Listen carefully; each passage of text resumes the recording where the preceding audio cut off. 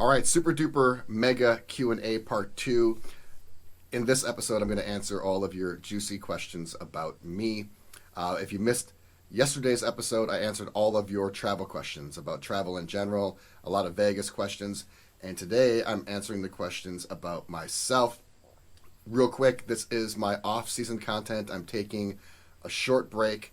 I have my largest trip ever coming up, 36 days, 9 hotels, in arguably one of the best tropical destinations in the world. It has some amazing hotels, some of the best hotels in the world as well. And I want to make sure that I am emotionally prepared, physically prepared, and mentally prepared for that trip. So I'm just taking a little bit of time off, and I'm making around 20 episodes of this off-season content. And this is just me chilling. Okay, first question. It's from Christine T. And she says, a short bio background about yourself, whatever you're comfortable with sharing. We love your videos. Thank you, Christine. This was the most liked question comment, by the way. So this is the one everyone wants to know about. And this is what I'm going to struggle with because it's so open-ended. You know, a short bio background about yourself. I've had a lot of scenarios and a lot of life decisions that led up to this point.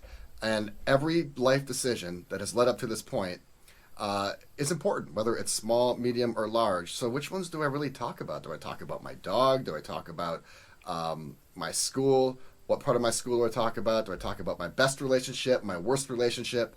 I've learned a ton from both. These open-ended questions are very difficult for me. So I think what you're looking for is going to be addressed in some of these subsequent questions. So I'm just going to defer for now on the short bio background thing, because if I get into this is going to be like a 3-hour video, and I don't want to do that to you. So I really appreciate the question. And also, I think a lot of this stuff gets revealed in my videos, whether it's in a large way or in a small way, especially in my travel diaries series. So a lot of this stuff I have talked about, it's sprinkled in there. If you don't want to go back and watch those, it's understandable. Just know that I do continue to sprinkle in bits about myself in pretty much all my videos. All right, Fred Boykin says, you have such a zen approach to life. I love your musings on living your life to the fullest while moderating when appropriate. How did you come to be such a great philosopher? Well, I don't know that I am, Fred, but I really appreciate that. But I think that answer right there is pretty important. I think you always want to remain humble and remain a student of life. I am naturally a curious person, and I also am naturally someone that wants to perpetually evolve. So I'm always looking to better myself, whether that's from a health perspective, a mental perspective, an emotional perspective, a happiness perspective. I'm always looking to better myself. And in order to do that, I think you have to learn, you have to read. So I look for concepts in religion. I'm a big fan of Buddhism and Taoism. Yes, of course, philosophy, psychology. I just take a little bit of bits and pieces from everywhere. Really, when you spend a lot of time alone, it's difficult not to become hyper self-aware, and it's difficult not to think a lot. When you're just stuck on an airplane or in a hotel room, there's only so much music, so many magazines, or so many videos that can keep you entertained. And eventually, you got to look in the mirror, and you have to start asking yourself some questions, and you have to face yourself. So I've had over a decade worth of time to do that, and I think that's probably the biggest thing. Isolation, being alone, that has really given me my mentality on life. Trent Money, Team Money, what motivates you to continue making rockstar content on YouTube? How did you learn to edit so well? What motivates me to make great content on YouTube is the same thing that's motivated me in my entire life. It's just an internal passion and burning desire to be the best. And I say that in the most humble way, but that's just the way I was brought up. My parents just raised me to be the best, or to always put forth my best. And if you're not, and if you don't end up becoming the best, that's fine, but just always give it your all.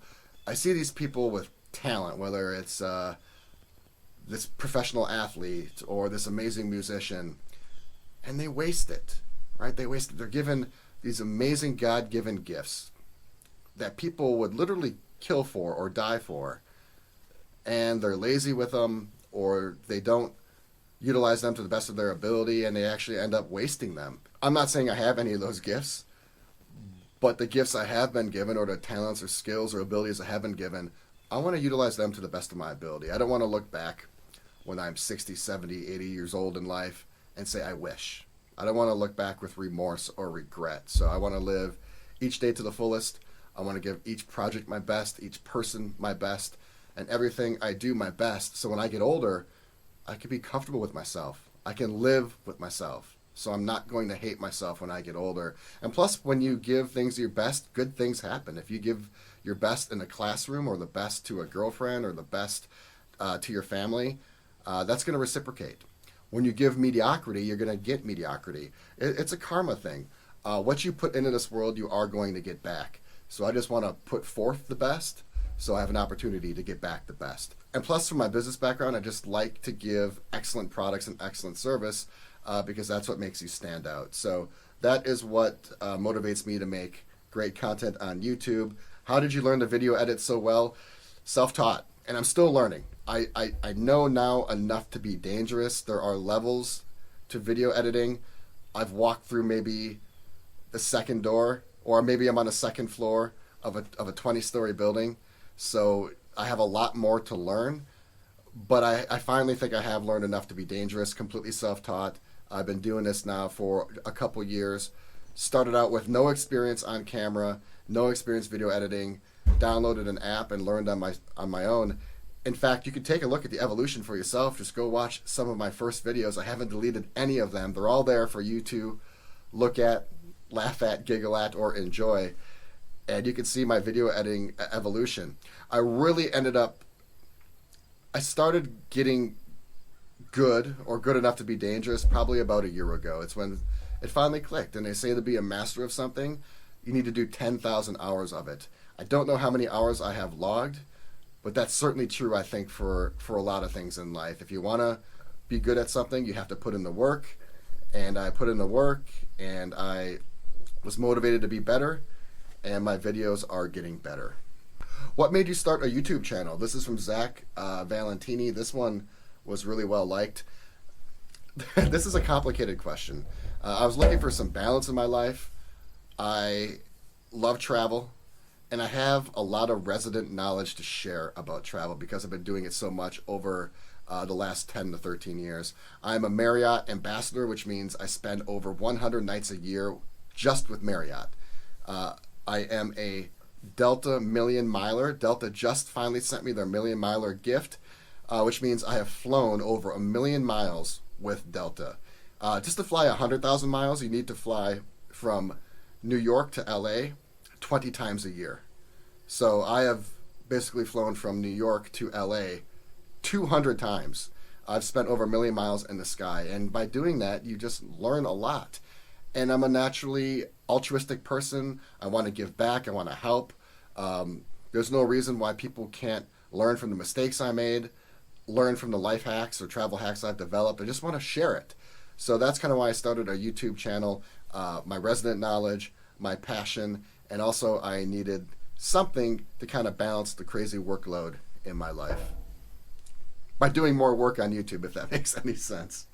Alan Shinosky, do you think you might receive special treatment or additional services compared to other travelers based on being a YouTuber? Right now, absolutely not. Absolutely not right now. My channel is still under the radar. And when I go into these places, I don't broadcast that I'm a YouTuber. I don't say, I'll make a video on this if you give me that. I want the true experience. I think I talked about this a little bit in my last video, but I want the authentic experience because the experience I put in my video, I want that to be the most realistic experience that you're going to get. If I go in and get comped $1,000 bottle of champagne or get this mega suite for free, that's not something that you are going to be able to experience usually. So I go in, I keep my head down, I never talk about what I do, and I pay money out of my own pocket, and I want the standard experience. And by doing that also, then I get to own the experience. I can talk about it in any way I want. I am not hamstrung by someone who gave me something, and therefore I owe them a certain opinion. I don't like my opinions being influenced. I want to give it to you straight. I think that's the reason a lot of you tune into the channels, because my opinions are original and authentic. I wasn't given a room or given a meal, so therefore I'm going to tell you exactly what I think about it. So I actually don't mind paying out of pocket. In fact, I prefer it. I think the comps will come someday, and if they do, I need to think about how I'm going to manage them on the channel. So Brandon Wong says, what brand of t-shirt do you like to wear? I have talked about this in my videos. Try to catch my travel diaries videos. That's where I give more snippets about me and the stuff I do and the stuff I like. I keep my experience videos more about the hotel. But I do get a little personal and stuff on my travel diary series. I like La Paso. It's like Laposo, I think. I'll put the name right in the video. I really like their shirts off Amazon. My new favorite is David Archie, or David Archie. I'm pretty sure it's David Archie off of Amazon. I just came across their shirts. They're a little bit more high-end than the La Paso, but La Paso, David Archie, and they're just great. I just throw it on in the morning and then throw a jacket or something over it and you're good to go. All right, Chance Neal. Have to ask, are you single? I'm sure someone else would also enjoy these trips with you.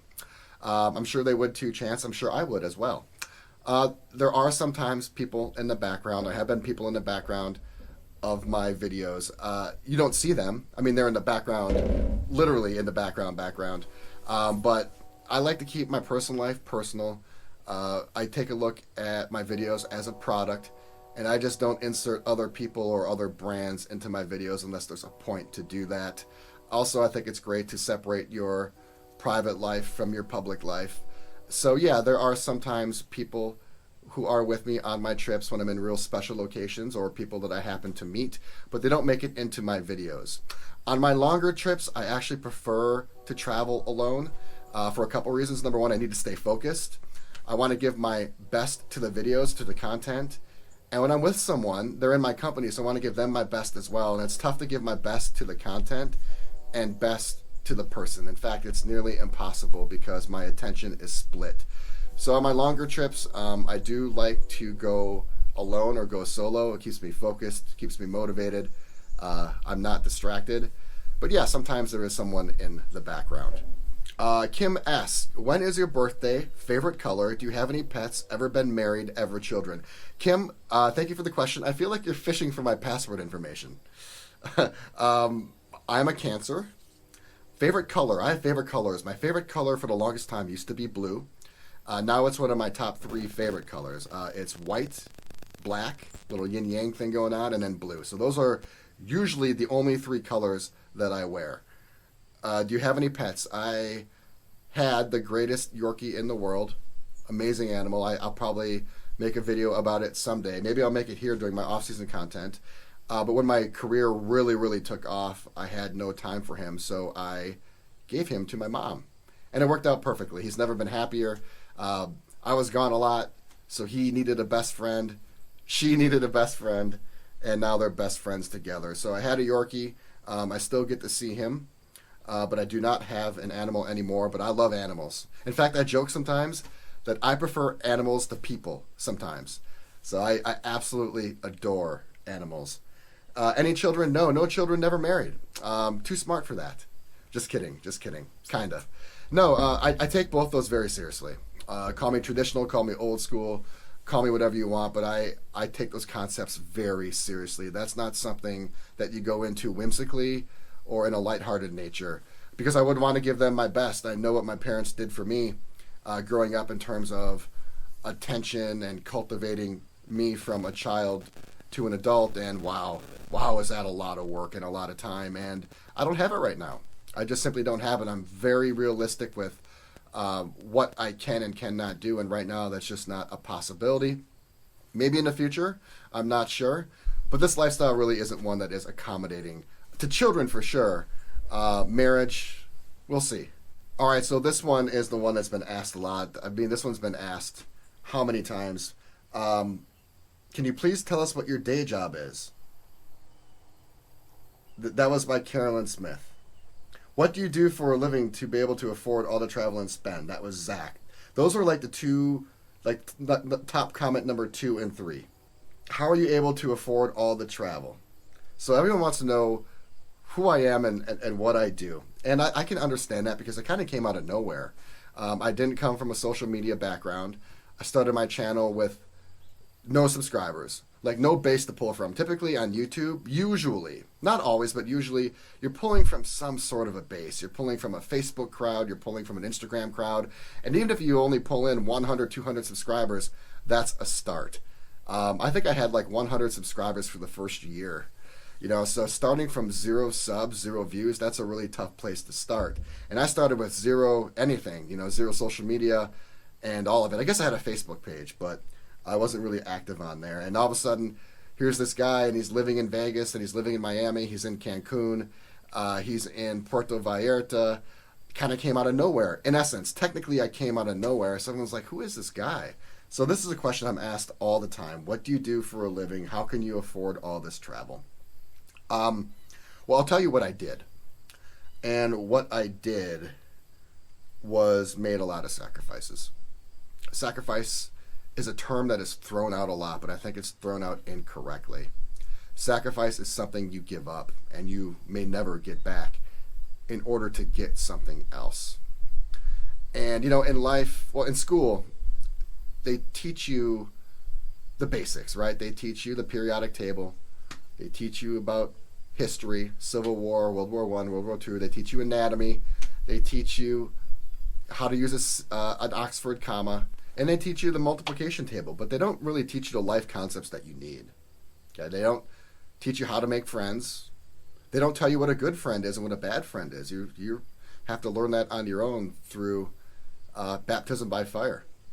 They don't teach you how to create wealth. They certainly don't teach you how to manage wealth. Managing wealth is so much more important than creation of wealth. They don't teach you how to spot a narcissist. They don't teach you on happiness, and they don't teach you about work-life balance.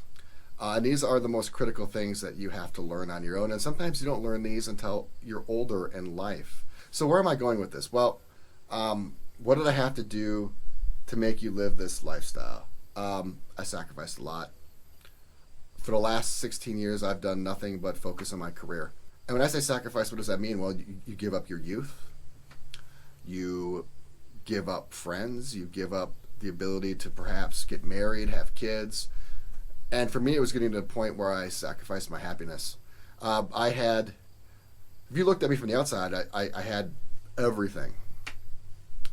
But it's cliche, but it's true. I had everything, but I had nothing. There's no point in having everything if you're miserable. I accomplished the majority of my life goals by age 35.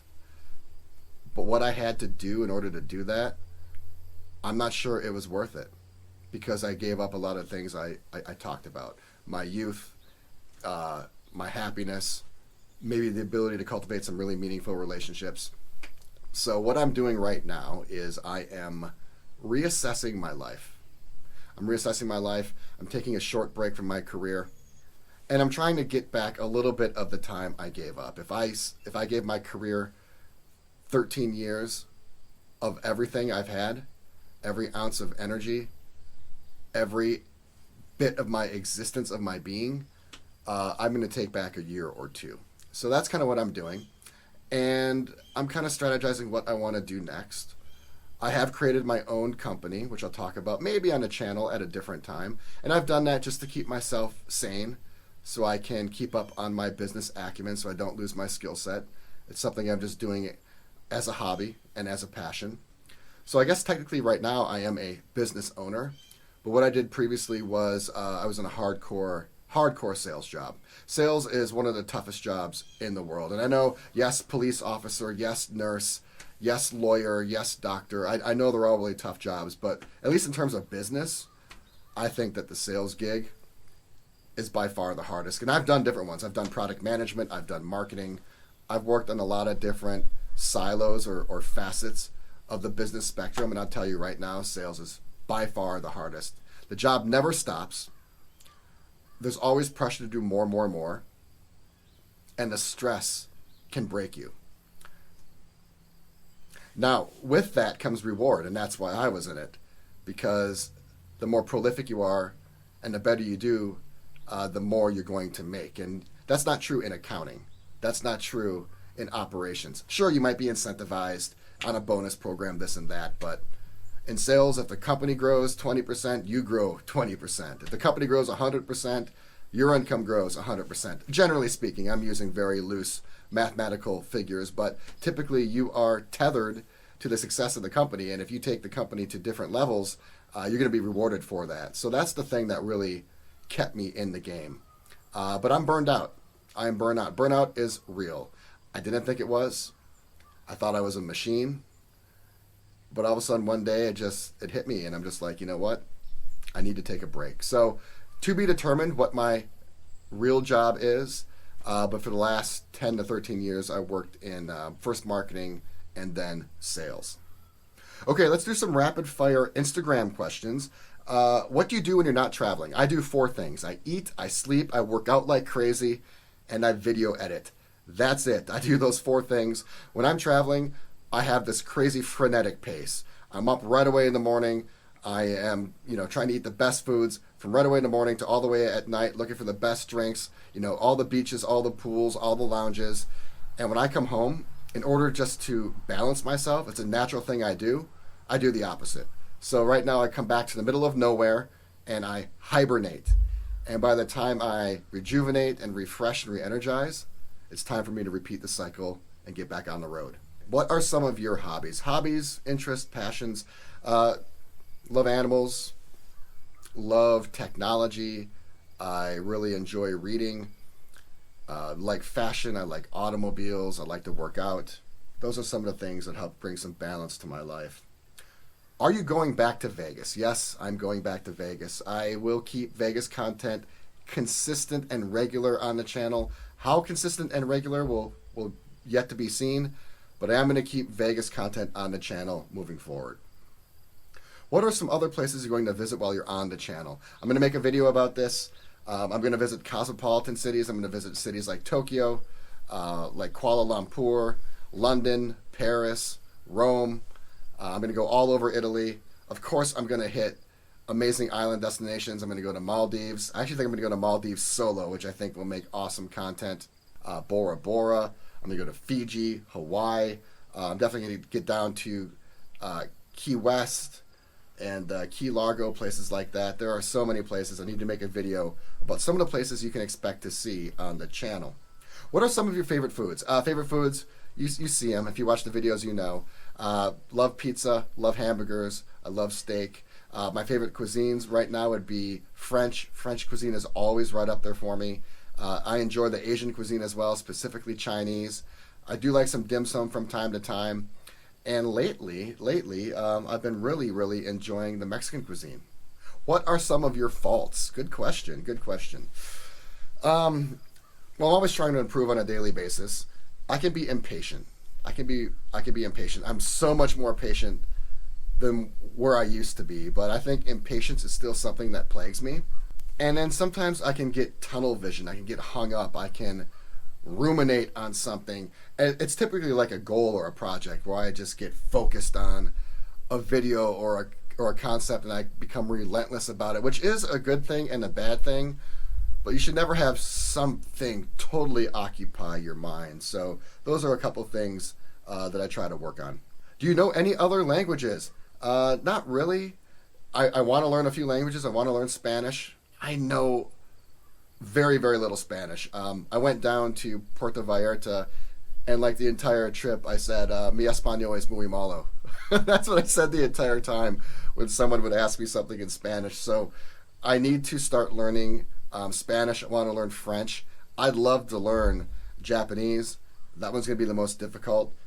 I should probably focus on learning one of these before I start learning a second or a third, but I would love to start learning French and Spanish simultaneously. Okay, last question. Who else do you watch on YouTube? I love this question. I watch Marcus Brownlee, MKBHD. I think he makes probably some of the best content on YouTube. I watch Chael Sonnen. I'm a big UFC guy. I love watching Chael. I like Doug DeMuro. Doug DeMuro does a fantastic job. And then I just watch random stuff. I let the algorithm sometimes just do its thing. I like going down the rabbit hole. I like conspiracy theories. I like metaphysics. There's this one channel, what's it called? I think it's called Universe Inside You or something like that.